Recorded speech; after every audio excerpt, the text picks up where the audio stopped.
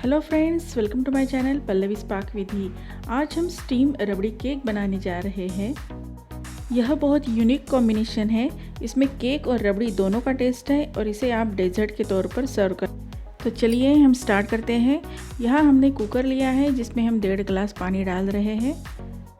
इसमें हम स्टैंड रखेंगे और कुकर के ढक्कन की सीटी हटाकर हम कुकर को बंद करके प्री हीट के लिए रख देंगे।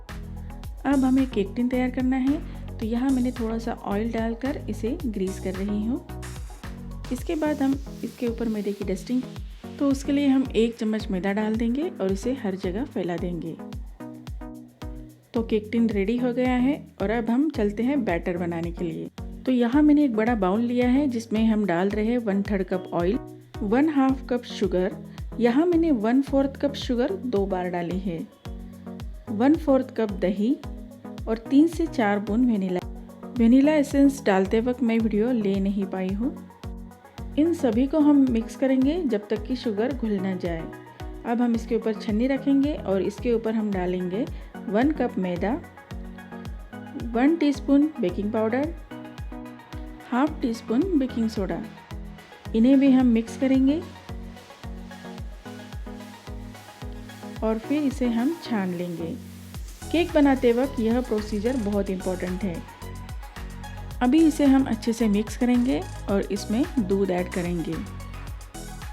1 कप मैदे के केक के लिए 1/2 कप दूध सफिशिएंट है, बट हम दूध एक साथ नहीं डालेंगे, थोड़ा थोड़ा ही डालेंगे।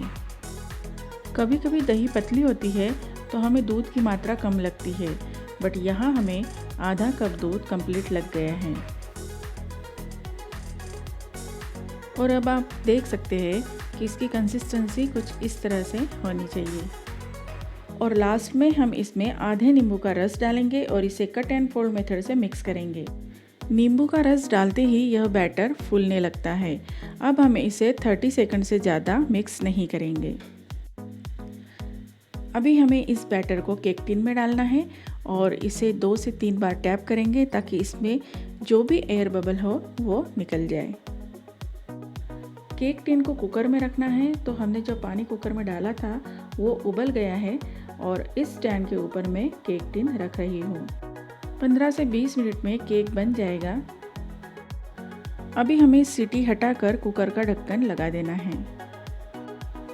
अभी केक बन गया है और इसे हम स्टिक की हेल्प से चेक करेंगे।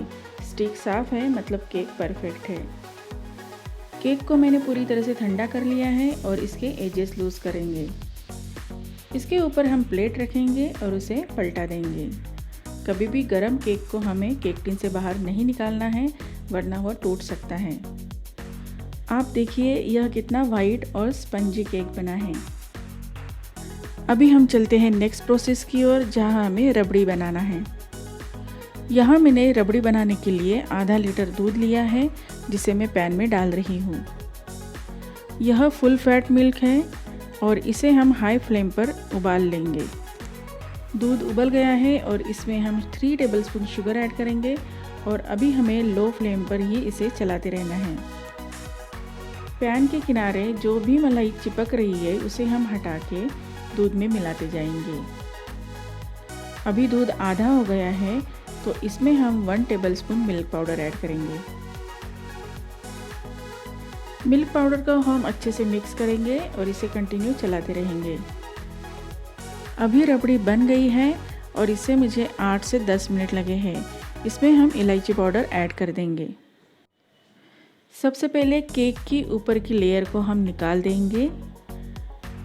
आप देख सकते हैं बेस कितना बढ़िया बना है और कितनी बढ़िया इसमें जालियाँ आई हैं। अभी इस केक के ऊपर हम रबड़ी डालेंगे। रबड़ी को हमने पूरी तरह से ठंडा कर लिया है। जब भी केक के लिए रबड़ी बनाना हो तो थोड़ी सी पतली ही बनानी चाहिए, क्योंकि वह ठंडी होने के बाद गाढ़ी हो जाती है। हम किनारे से भी रबड़ी को फैलाते हुए डालते जाएंगे। अभी इस केक को डेकोरेट करने के लिए हम इसके ऊपर ड्राई फ्रूट्स डालेंगे। तो यहाँ मैंने पहले ही बादाम और पिस्ता कट कर लिए हैं। तो पहले मैंने बादाम डाल दिए और अब मैं पिस्ता डाल रही हूँ। अब इसे और भी ज़्यादा खूबसूरत बनाने के लिए हम इसके ऊपर रोज़ पेटल्स डालेंगे। इस केक को आप डेजर्ट के तौर पर भी सर्व कर सकते हैं। अब केक बन गया है तो हम इसे कट करेंगे।